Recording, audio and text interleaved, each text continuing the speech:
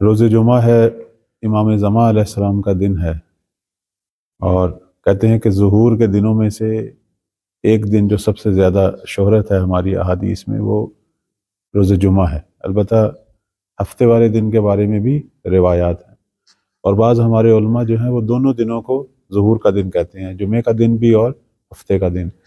البتہ اس کی توجہ یہ ہے کہ جمعے والے دن مولا جو ہیں وہ اعلان ظہور کریں گے، ہفتے والا دن جو ہے وہ قیام کا دن ہو۔ انشاءاللہ اللہ تعالی ہم سب کو وہ دن دکھائے۔ ایک اہم ترین جو سوال ہے وہ یہ ہے کہ بالآخر ظہور میں تاخیر کیوں ہے، اور یہ غیبت جو ہے وہ طولانی کیوں ہو رہی ہے؟ اس کے مختلف علماء جواب دیتے ہیں۔ ایک جواب جو خود امام زمان علیہ السلام نے اپنی توقیع مبارک میں دیا، اور یہ توقیع جو ہے یہ شیخ مفید علیہ رحمہ کو مولا امام زمان کی طرف سے جو ایک خط ملا، جسے ہم شیخ مفید کی توقیع کے عنوان سے جو ہے وہ ذکر ہوتا ہے، اور یہ بحار الانوار میں بھی ہے اور احتجاج تبرسی میں بھی ہے۔ ویسے تو امام زمان اجل اللہ فرج الشریف کی 100 کے قریب توقیعات کو جناب شیخ طوسی علیہ رحمہ نے اپنی کتاب الغیبہ میں جمع کیا ہے، اور وہ سب مہم ہیں۔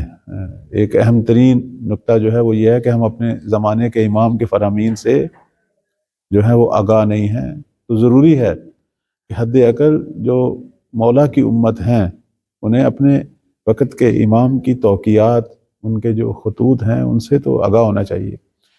شیخ مفید ہمارے وہ بزرگ علماء ہیں کہ جو اگرچہ عصر غیبت کبریٰ میں ہیں، لیکن امام نے ان کو شرف بخشا اپنی توقیعات سے۔ ویسے تو کہتے ہیں 30 کے قریب توقیعات تھیں جو شیخ مفید علیہ رحمہ کے حوالے سے ہیں، یعنی امام نے 30 بار ان کو خط لکھا، لیکن 3 خط جو ہیں یا 3 جو توقیعات ہیں وہ ہمارے پاس اس وقت موجود ہیں، جیسے میں نے حوالہ دیا کتاب احتجاج تبرسی کا اور بحار الانوار کا۔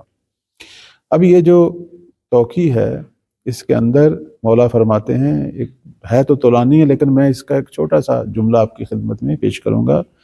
فرماتے ہیں کہ فما یحبسنا عنہم الا ما یتصل بنا مما نکرہہ۔ فرماتے ہیں کہ ہمارے اور شیعوں کے درمیان جو چیز دیوار کھڑی کر رہی ہے، جو ہمارے اور شیعوں کے درمیان جو چیز حجاب پیدا کر رہی ہے، یعنی جس کی وجہ سے ظہور میں تاخیر ہے، جس کی وجہ سے غیبت طولانی ہو رہی ہے، وہ اعمال ہیں کہ جو یہ لوگ انجام دے رہے ہیں اور ہم انہیں پسند نہیں کرتے۔ دوسرے لفظوں میں مولا نے ہمارے گناہوں کی طرف اشارہ کیا، اور یہ حقیقت ہے۔ یہ جو کچھ لوگ شیطانی پروپیگنڈا کر رہے ہیں کہ گناہ کرو، دنیا میں ظلم بڑھے اور مولا کا ظہور ہو، حالانکہ یہ قرآن اور حدیث کے خلاف ہے، دین کے خلاف ہے بات۔ کیسے حرام سے حلال نے آنا ہے، کیسے گناہوں سے نیکیوں کے سرچشمہ نے، منبع خیر نے ظاہر ہونا ہے۔ یہ تو شیطان لوگ جو بلکہ میں کہوں گا حفظ زدہ، جو دنیا مادیت پرست لوگ، دنیا پرست لوگ جو ہیں، یہ ان شیطانی لوگوں کا پروپیگنڈا ہے۔ ہرگز ہماری احادیث اور روایات کے اندر ایسی کوئی بات نہیں ہے۔ ہاں ایک خبر ہے کہ امام کے ظہور سے پہلے دنیا میں ظلم بڑھے گا، لیکن اس کے مد مقابل وہ لوگ جو صالحین ہیں، جو امر بالمعروف کرنے والے ہیں، جو نیکیوں کا پرچار کرنے والے ہیں، جو مولا کے ظہور کی تیاری کرنے والے ہیں، وہ بھی بڑھیں گے۔ دنیا 2 حصوں میں ہوگی، ایک حصہ وہی ظالم برے لوگ، ایک حصہ وہ نیک لوگ۔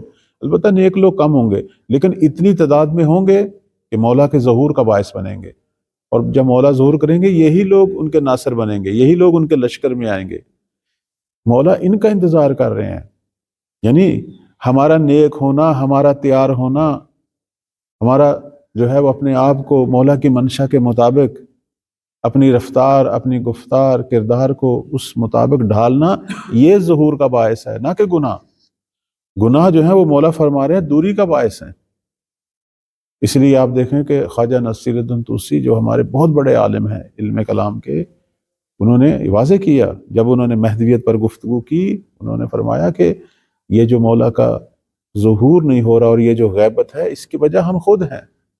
اور خود مولا نے اس توقیع کے شروع میں کہا کہ اگر ہمارے شیعہ ہم سے وفا کرتے، تو انشاءاللہ میں کسی اور وقت بیان کروں گا اسے، کہ اگر ہمارے شیعہ ہم سے وفا کرتے، ہم دلی پیدا کرتے، تو ہمارے ظہور میں تاخیر نہ ہوتی، جلد ہمارا ظہور ہوتا۔ ظہور میں تاخیر غیبت کے طولانی ہونے کا باعث ہمارے انفرادی اور اجتماعی سطح کے گناہ ہیں۔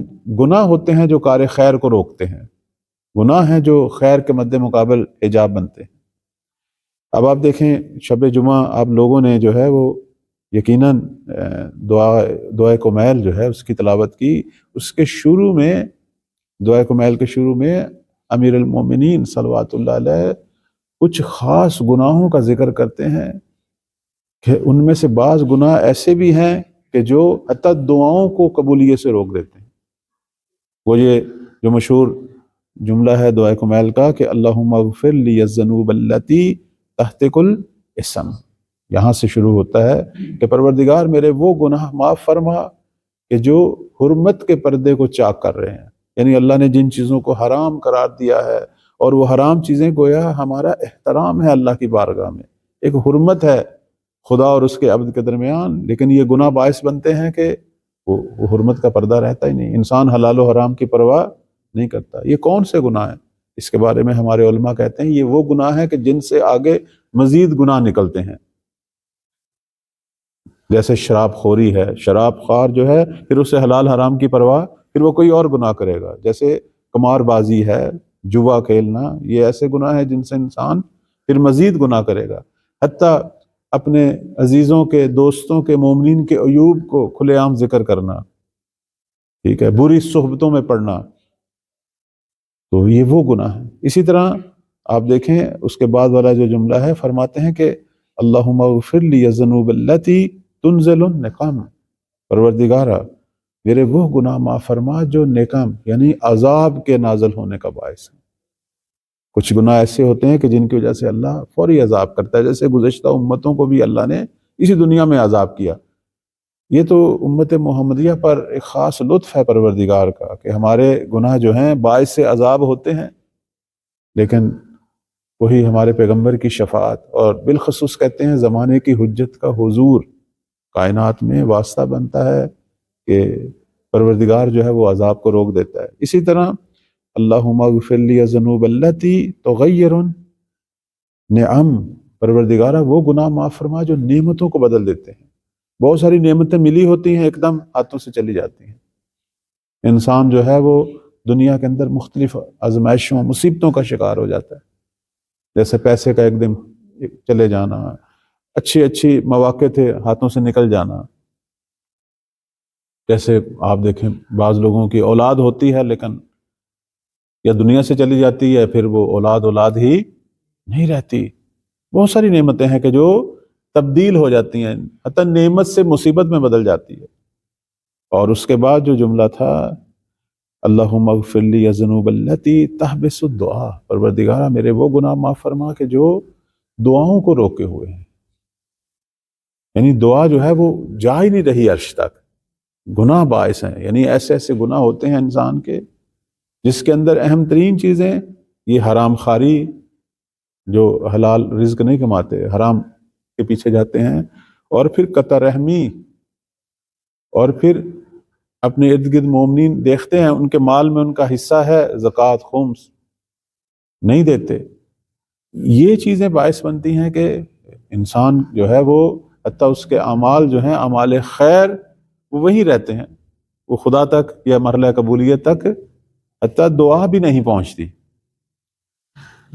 تو اس لیے آپ دیکھیں کہ اس توقیع شریف میں مولا جو ہے وہ گناہوں کو اپنے اور لوگوں کے درمیان دوری کا جو ہے وہ سبب بیان کر رہے ہیں کہ ہمارے اور شیعوں کے درمیان وہ جو چیز دوری کا باعث بن رہی ہے وہ ان کے گناہ ہیں، جس کی وجہ سے غیبت طولانی ہو رہی ہے۔ گناہ ایک اہم ترین نقطہ ہے عزیزان، کہتے ہیں کہ انسان نے اگر اپنی زندگی یعنی ایک مومنانہ منتظرانہ زندگی کا آغاز کرنا ہے تو اس کا آغاز ترک گناہ سے ہے۔ باقی ہم جتنے کام کریں، علم حاصل کرتے ہیں، ہم مطالعہ کرتے ہیں، ہم نمازیں پڑھتے ہیں، تہجد گزار ہیں، قرآن پڑھتے ہیں، بہت ساری اور بھی ہو سکتا ہے کئی قسم کی نیکیاں کریں، لیکن جب تک ترک گناہ نہیں ہوگا یہ نیکیاں ہو سکتا ہے کوئی ثمرہ نہ دیں، حتیٰ ثمرہ ظاہری بھی نہ دیں۔ جیسے ایک میں مثال دیتا ہوں، ایک مریض شخص ہے، وہ دوائی کھا رہا ہے لیکن پرہیز نہیں کر رہا، جس چیز کی وجہ سے اسے بیماری ہوئی تھی اس چیز سے پرہیز، اس کا جسم ان دوائیوں سے ہو سکتا ہے ٹھیک، اگر ٹھیک ہوگا تو شاید عارضی طور پر، لیکن وہ بیماری چونکہ نہیں جائے گی اور وہی اس کی ہلاکت کا باعث بنے گی۔ اسی طرح ہمارا باطنی وجود ہے، اسی طرح ہمارا روحانی وجود ہے۔ کہتے ہیں یہ جسم جس کے لیے ہم شب و روز اتنی کوششیں کرتے ہیں اپنی صحت کے لیے، اپنے کھانے پینے، اپنی مادی زندگی، یہ تو یہیں رہ جائے گا۔ وہ جو چیز اللہ کی بارگاہ میں پہنچے گی، وہ جو جسم برزخی ہے، وہ جو ایک نوری جسم ہے، وہ اصل میں ہماری شخصیت ہے، کہ جو ہمارے اعمال، ہمارے گفتار، ہمارا کردار اصل میں اس کو تشکیل دے رہا ہے۔ تو وہ جو چیز ہے اس کی اصلاح کب ہوگی، اس کی بیماریاں کب دور ہوں گی؟ وہ ترک گناہ سے۔ یعنی ہم جتنی مرضی ریاستیں کریں، جتنی مرضی باتیں کریں، اگر ترک گناہ نہیں ہوگا تو یہ وقتی طور پر ہو سکتا ہے سکون کا باعث ہوں، لیکن یہ عاقبت بالخیر ہونے کا باعث نہیں۔ حتیٰ دنیا کے اندر بھی اللہ نے جو ہمیں ہمارے اچھے اعمال کی وجہ سے نعمتیں دینی ہیں وہ ساری رکی ہوتی ہیں۔ بعض لوگ کہتے ہیں کہ ہم اتنے اچھے اچھے پروگرام کرتے ہیں، خیرات، مجالس، دعاؤں کے پروگرام، لیکن پتہ نہیں زندگی میں سکون نہیں ہے، گھروں میں ناچاکیاں ہیں، پریشانیاں ہیں، مسائل ختم نہیں ہو رہے، ہماری آزمائشیں ختم نہیں ہو رہی۔ مسئلہ یہی ہے کہ میں جس گناہ میں مصروف ہوں، جس گناہ کو نہیں چھوڑ پا رہا، وہی گناہ باعث بنا ہوا ہے کہ یہ سارے اعمال خیر کے جو فوائد تھے وہ سارے رکے ہوئے ہیں۔ حتیٰ دعا رک جاتی ہے، جیسے مولا نے فرمایا، یعنی دعا کو محبوس کر دیتے ہیں، امام زماں کے لطف نظر کو ہم سے روک دیتے ہیں۔ خود مولا نے فرمایا ہے کہ میری اور آپ کے درمیان جو چیز دیوار بنتی ہے وہ کیا ہے؟ گناہ۔ تو لہذا کہتے ہیں کہ ایک صحیح اخلاقی، ایک مومنانہ، ایک اسلامی منتظرانہ، جو بھی نام دے دیں، ایک نیک زندگی کا آغاز ترک گناہ سے ہے۔ میں بس ایک چھوٹا سا واقعہ کی طرف اشارہ کروں گا۔ ایک بہت بڑی شخصیت گزری ہیں، علامہ حسین قلی ہمدانی، بہت بڑے عارف، بہت بڑے فقیہ، شیخ انصاری کے شاگردوں میں سے ہیں، اور ان کے جو استاد اخلاق تھے سید علی شستری۔ پرانے دور میں جو دینی طلاب، حتیٰ عام لوگ بھی اپنے لیے ایک مربی، ایک استاد اخلاق جو ہے وہ معین کرتے تھے کہ جس سے استفادہ کرتے تھے۔ ہر روز یا ہفتے میں کچھ ساعتیں اس کے پاس جاتے تھے اور اس کی گفتار سے، ان کے درسوں سے۔ تو اب یہ جو بہت بڑی شخصیت ہیں، ان کو ملا حسین قلی ہمدانی بھی کہتے ہیں، یہ شیخ انصاری کے بعد بہت بڑے استاد تھے حوزہ علمیہ نجف کے۔ ان کے شاگردوں میں بڑی بڑی شخصیات، آیت اللہ نائینی، اخوند خراسانی صاحب کفایہ، سید علی قاضی طباطبائی، اسی طرح بہت نام ہیں۔ حتیٰ وہ جمال الدین اسد آبادی یا جمال الدین افغانی، ایک بہت مشہور عالم اسلام کی شخصیت، وہ بھی ان کے شاگرد۔ اسی طرح ایک شخصیت مرزا جواد ملکی تبریزی رحمۃ اللہ علیہ، جو استاد ہیں امام خمینی رحمۃ اللہ کے، جن کی قبر مبارک ہے قبرستان شیخین میں۔ ہمیشہ جب آپ وہاں جائیں تو ضرور وہاں فاتح پڑھیں، ان کی روح مبارک سے توسل کریں۔ مرزا جواد ملکی تبریزی کا ہی یہ واقعہ ہے یا کسی شاگرد کا؟ یہ واقعہ بڑا مشہور ہے کہ ایک شاگرد جو تہذیب نفس کے لیے، اخلاقی تربیت کے لیے ان سے استفادہ کرتا تھا، یعنی علامہ فقیہ عارف ملا حسین قلی ہمدانی سے، بہت بڑے استاد تھے۔ انشاءاللہ کبھی آپ کی خدمت میں ان کا دستور عمل جو انہوں نے بیان کیا شاگردوں کے لیے، تہذیب نفس کا، وہ بیان کریں گے۔ تو یہ ظاہراً مشہور یہی ہے کہ آغا جواد ملکی تبریزی کا واقعہ ہے کہ کہتے ہیں کہ میں اکثر ان کے درس سے استفادہ کرتا تھا، لیکن میں دیکھ رہا تھا میرے اندر کوئی تبدیلی نہیں ہو رہی۔ باقی میں دیکھ رہا تھا طالب علم جو ہیں وہ ماشاءاللہ اخلاقی طور پر، عرفانی طور پر بہت ترقی کر رہے ہیں، دن بدن جو ہے وہ پاکیزگی نفس پیدا کر رہے ہیں، لیکن میں کوئی خاص اپنے اندر فرق محسوس۔ تو ایک دن میں نے اپنے استاد سے پوچھا، جناب ملا حسین قلی ہمدانی سے، کہ کیا ماجرا ہے؟ باقیوں کے اندر حتیٰ صاحب کرامات ہو چکے ہیں پاکیزگی نفس سے، میں اپنے اندر کوئی تبدیلی محسوس نہیں کرتا۔ تو انہوں نے فرمایا کہ حتماً ایک ایسا گناہ ہے کہ جس نے یہ سارے برکات کو روکا ہوا ہے. آپ ڈھونڈیں کون سا ایسا مسئلہ ہے. کہتے میں تو بظاہر کوئی ایسا گناہ بھی نہیں ہے, ایک شرعی زندگی گزارتا ہوں, حلال و حرام کی پرواہ کرتا ہوں. انہوں نے کہا نہیں, حتماً ہے. کوئی ایسا عزیز تو نہیں ہے آپ کا یہاں کہ جن کے ساتھ آپ کا بغض اور کینہ نہ ہو. یہ بڑا شدید گناہ ہے, ایک ان گناہوں میں سے جو ساری توفیقات کو روک لے, اپنے عزیزوں, اپنے حتیٰ خونی رشتہ داروں, دوستوں, ان سے جو انسان جو ہے وہ کینہ اور بغض, چونکہ مومن سے اور بالخصوص خونی رشتہ داروں سے کینہ بغض کی اجازت نہیں ہے. صلہ رحمی کرنے کی جو ہے وہ توفیق اللہ پیدا کرے سب کے اندر, صلہ رحمی کا حکم ہے, کیونکہ یہ بغض و کینہ ایک طرح کی قطع رحمی ہے, دوری ہے. تو انہیں یاد آیا کہ ہمارے خاندان میں جیسے لڑائی ہو جاتی ہے تو دو بن جاتے ہیں فریق, اور یہ خاندانی لڑائی ہے, اس میں ایک شخص مد مقابل جو ہے وہ بھی نجف میں درس پڑھتے ہیں, اور جب ہم ایک دوسرے کو دیکھتے ہیں تو وہ لڑائی یاد آ جاتی ہے. نتیجتاً وہاں بھی کوئی دعا سلام والی صورتحال.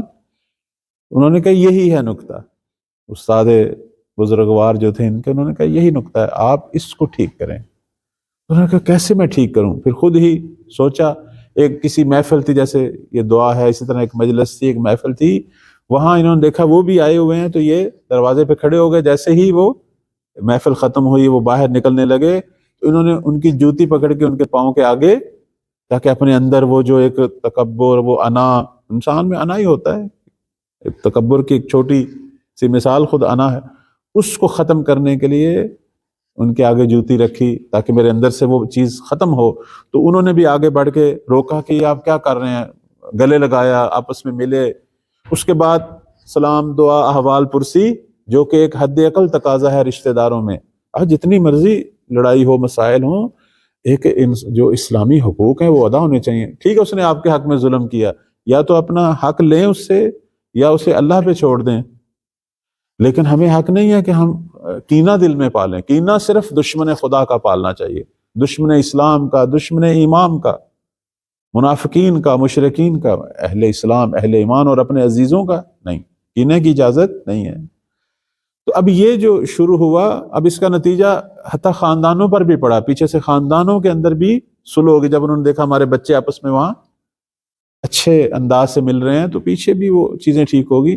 اب یہی باعث بنا, جناب ملکی تبریزی جو ہے رحمۃ اللہ فرماتے ہیں کہ وہ ساری برکات مجھے حاصل ہونی شروع ہوگی. جیسے وہ پردہ ہٹ گیا, وہ جو خیرات اور برکات رکی ہوئی تھی ساری مجھے, اور میرے اندر بھی وہ تبدیلیاں اور تہذیب نفس کے مراحل میں نے طے کیے. تو بس میں یہاں ختم کر رہا ہوں. اللہ ہمیں توفیق دے کہ ہمارے وہ گناہ جو ہمارے اور امام کے درمیان حجاب کو پیدا کیے ہوئے ہیں, پروردگارہ ہمیں توفیق دے وہ گناہ ہمارے جو ہیں ہم ان سے لڑیں, ان گناہوں کو ختم کریں, اور جو گناہ اب تک ہو چکے ہیں پروردگارہ تو انہیں معاف فرما. ہمارے اور امام کے درمیان قربت پیدا فرما. ہمیں اپنے مولا کا خیمہ معرفت نصیب فرما, اپنے مولا کی ہمراہی نصیب فرما, ان کے خدمت گزاروں اور ناصروں میں سے قرار دے. انشاءاللہ پروردگار توفیق دے کہ اپنے مولا کا دیدار کریں, ان کا زمانہ ظہور دیکھیں انشاءاللہ.